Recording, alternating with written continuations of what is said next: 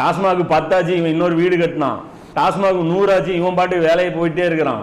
ஃபசாது பாட்டுக்கு பெருகிட்டே இருக்குது, இவன் ஒண்ணுமே பண்ணல.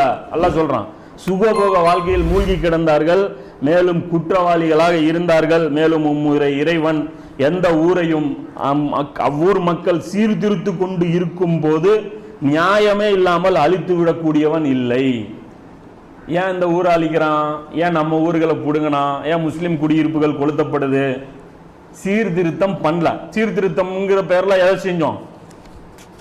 மசாயில போய் சீர்திருத்தம்ங்கிற பேர்லாம் அது இன்னொரு பசாது. அது சீர்திருத்தம் இல்லை. அது எது? இவன் ஒழுங்கா ஆட்லிங்கோ, அவன் நீட்லிங்கோ, இவர் அதை பண்ணலீங்க, இவர் இதை பண்ணலீங்கன்னு சொல்லி சீர்திருத்தம் நாங்கள் பண்ணிட்டு இருக்கோமா?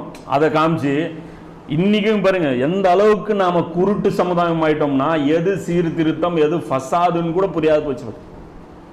சீர்திருத்தம்ங்கிற பேர்ல ஃபசாதும், ஃபசாதுங்கிற பேர்ல சீர்திருத்தமும்